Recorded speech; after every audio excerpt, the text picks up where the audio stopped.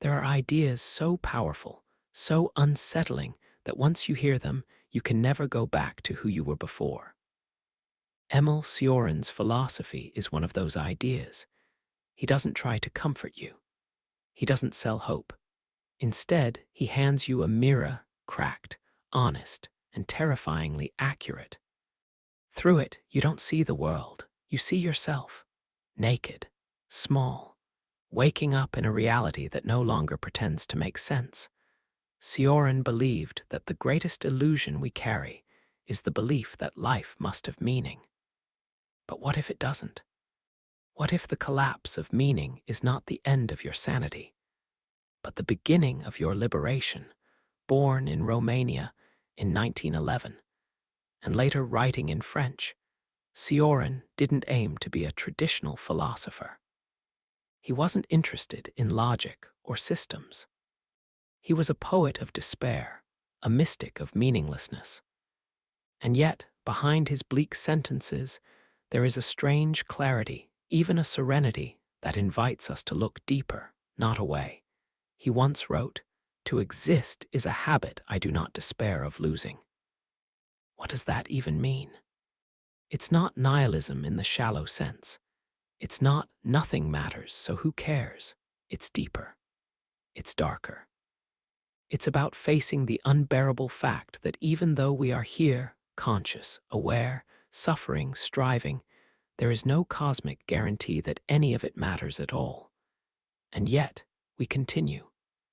We cling to ideas, to identities, to futures we imagine and pasts we romanticize. But why? Cioran believed it was precisely because of our awareness, the curse of being awake in a meaningless world, that humans invented gods, ideologies, and even the concept of progress. He called these inventions the opiates of those who tremble. He saw religion, optimism, even personal growth as forms of illusion designed to protect us from collapse. Not physical collapse, but existential collapse. The collapse of certainty, of direction, of the self. But here's the paradox that makes Cioran so dangerously interesting. He didn't want to die. He wrote about suicide, often. He called it the only serious philosophical problem. But he also admitted that it was the thought of suicide that gave him the strength to go on.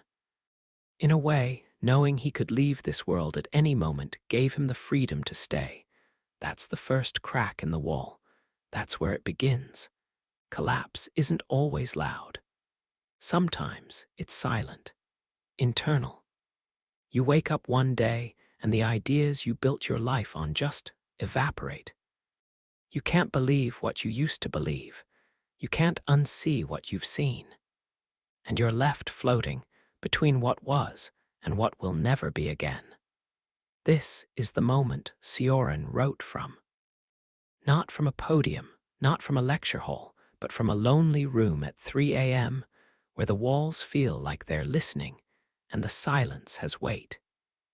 He didn't preach. He confessed.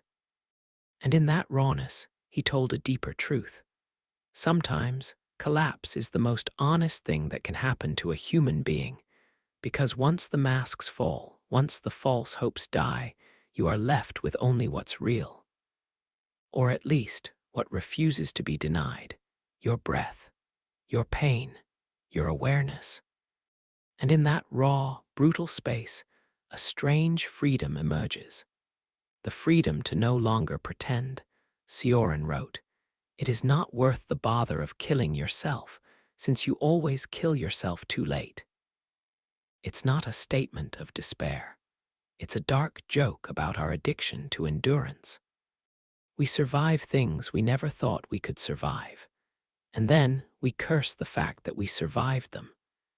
We say we want freedom, but when collapse comes, we fight it. We cling harder. But what if collapse is the invitation? What if falling apart is the beginning of falling through, into something deeper than happiness or achievement, into clarity, into stillness, into the realization that the worst thing isn't death, It's never having lived in truth. And what is truth? For Cioran, it wasn't a set of facts. It was the refusal to lie to yourself, the refusal to numb the ache of being with noise. He once said, "Clarity is the worst torment." And yet, he sought it obsessively. Because in clarity, there is no more pretending. There's only what is, and the quiet miracle that you can still observe it. Modern life, Cioran believed, was a theater of distraction.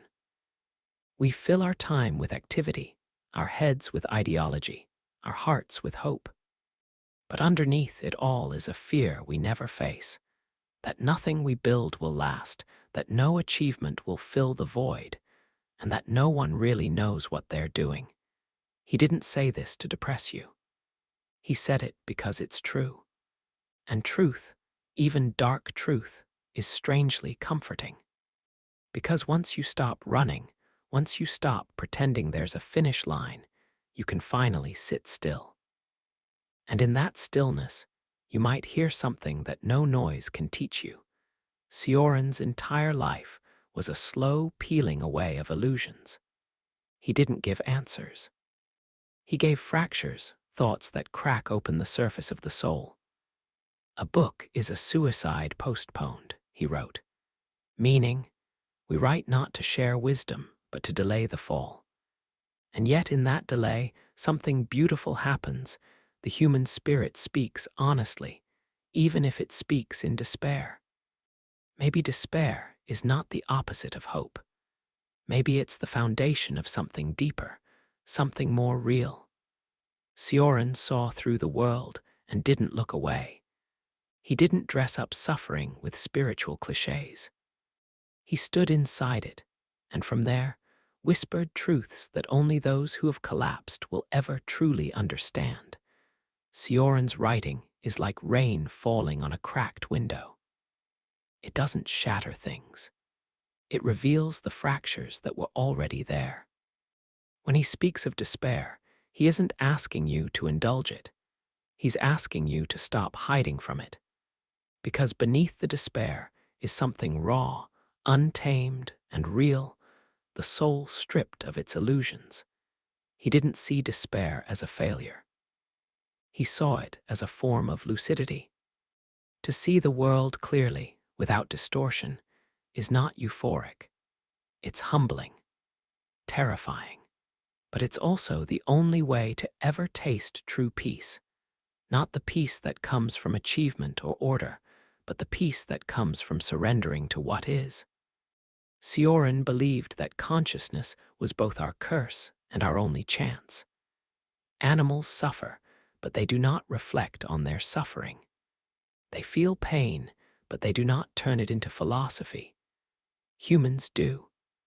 And that reflection, that unbearable self-awareness, is what separates us from the natural world. We are exiles from innocence. That was his core idea. To be human in Cioran's eyes is to be permanently out of place, forever searching, never arriving.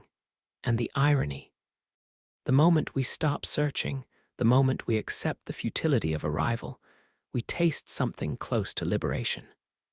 Because collapse, properly faced, leads to clarity. And clarity, though painful, makes us honest. He wrote, "We are all deep in a hell, each moment of which is a miracle." What a line! He's saying that even in suffering, something sacred survives, not in the form of salvation, but in the raw act of being. To be aware of pain is still to be alive. And aliveness, in its purest form, contains its own kind of grace. Modern philosophy often tries to solve the human condition. Cioran never did. He didn't try to fix anything. He didn't offer hope. What he gave instead was a kind of radical permission, the permission to fall apart, to break, to feel without numbing. And from that brokenness, to discover that what remains is still enough. This is where his work becomes truly powerful. Because in a world addicted to positivity, Cioran gives you the sacred right to be undone. Not as weakness, not as failure, but as honesty, as depth, as truth. He saw self-help as another form of distraction, another mirror trying to reflect a better version of yourself instead of revealing the one already here. Cioran didn't believe in personal growth. He believed in personal collapse, not as destruction, but as revelation. So much of our suffering, he believed, comes not from life itself, but from our resistance to it. We're constantly trying to be more than we are, to prove our worth, to escape pain. But in doing so, we run from what we most need to face. Collapse is not failure. It's a confrontation with the truth. He wrote, "A distant enemy is always preferable to one at home." And what he meant was that the real war is internal. The outer world may break us, but it is our inner war, our resistance to reality, that leaves us shattered. Until we face that enemy, we will stay caught in cycles of self-deception. In Cioran's world, healing does not come from overcoming. It comes from dissolving, from letting go of the illusion that we were ever supposed to be whole in the first place. What if your brokenness is not something to fix, but something to feel, to understand, to embrace? He speaks to the part of us that's tired of pretending, tired of optimism as a disguise, tired of painting over the cracks. His words strip away the false armor we wear, the one built from goals, identities, and distractions. And what's left? Just this moment, this breath, this strange, inexplicable miracle of still being here. Cioran teaches you to stop running. Not because the world is safe, but because running makes you blind. He wants you to sit in the fire, not to burn, but to see what survives the flames. That is collapse. That is awakening. And it never looks the way we thought it would. Only one thing matters: learning to be the loser. It's one of his most brutal lines, but what he means is not defeat, it's freedom.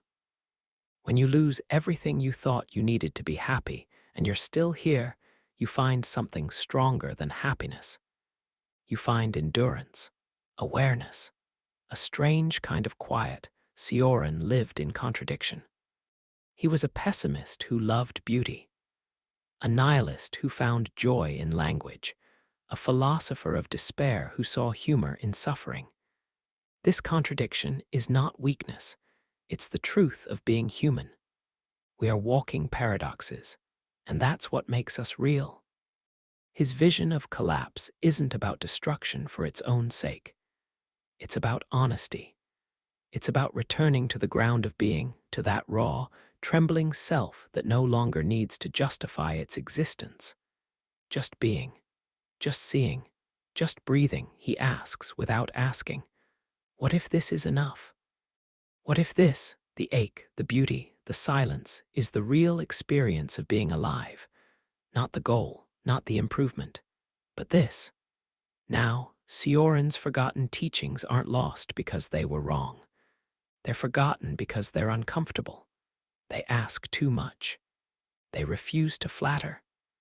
But in that refusal is a strange kind of reverence for truth, for silence, for the terrifying freedom of existence without a script. He said, "Only pessimism makes any sense when confronted with life in its totality."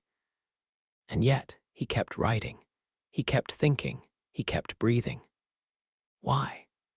Because even in the abyss, there is rhythm. Even in collapse, there is grace. His work is not a philosophy of despair. It is a philosophy beyond illusion. It does not ask you to change the world. It asks you to witness it, to feel it, to survive it without needing to conquer it. There is a strange kind of light that only appears after everything else has fallen. When the structures collapse, when belief systems die, when the ego is silent, there, in that sacred emptiness, something real can begin.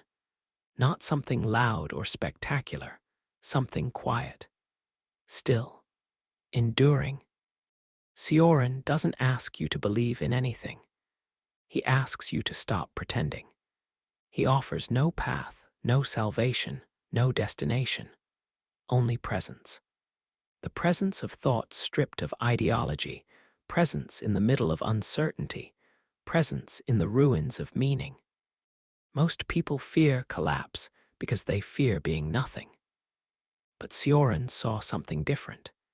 He saw that the terror of nothingness is only terrifying when you still believe you must be someone.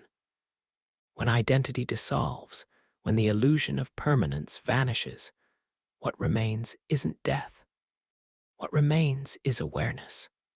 Pure, raw, present awareness, and maybe that's enough. Maybe we don't need a grand narrative to live.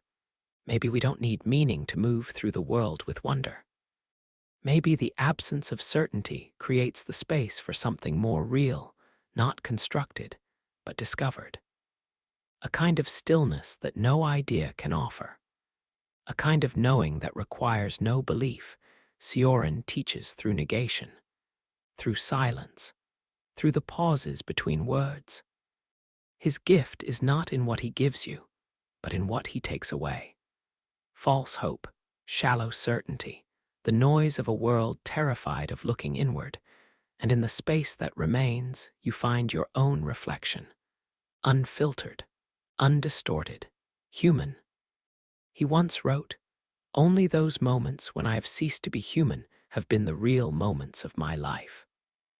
What does that mean? Perhaps he's saying that when the ego drops, when the story collapses, when we are no longer trying to become anything, that's when life finally touches us. Not as an idea, but as presence. This is not a call to despair.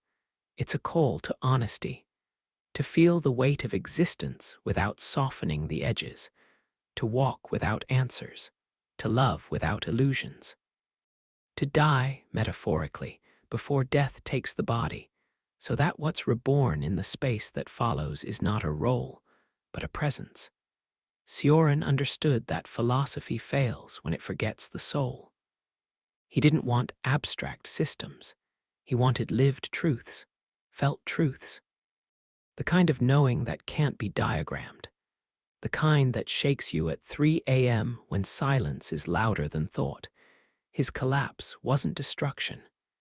It was a shedding of false strength, of rigid certainty, of the pride that keeps us performing. What's left after collapse is fragile, but real. Not a polished self, a breathing one, a trembling one, and that is enough. We live in an age that worships becoming, becoming successful, becoming enlightened, becoming whole. But Cioran points to the sacredness of unbecoming, the liberation of no longer needing to be more than what you are right now. In this unfinished moment, he wrote, "Chaos is rejecting all you have learned. Chaos is being yourself." This is not the chaos of confusion. It's the chaos of truth, of dropping masks, of allowing the natural disorder of the soul to speak before the mind organizes it into performance. In this way, Cioran offers a kind of spiritual rebellion, not against the world, but against the false self, against the need to impress, to explain, to matter. And what emerges is a raw presence that can witness both beauty and horror without needing either to justify its existence. That's the final truth in Cioran's forgotten philosophy. That collapse is not the end. It is the clearing, the space beyond belief, the death of all that isn't essential. And in that space, what's left is not a doctrine, not an answer, not a God. What's left is awareness, breathing, seeing, being, and isn't that enough? Maybe that's all we've ever needed, not certainty, but courage. Courage to feel, courage to fall, courage to stop lying to ourselves. Cioran didn't want you to surrender to despair. He wanted you to stop fearing it. Because when you can sit with despair, when you can hold it in your hands without needing to run, you become something terrifying and beautiful, free free from the need to know, free from the pressure to improve, free from the addiction to hope. You become a witness to life rather than its prisoner, not above pain, but inside it, not beyond confusion, but present with it. And maybe this is where real wisdom begins, in the collapse of what we thought we needed, in the ruins of all we thought we were. There in the stillness, we find something that doesn't scream. It whispers, and it says, "You are still here. That is enough. That is everything." Because what Cioran really teaches us isn't how to collapse, it's how to stay.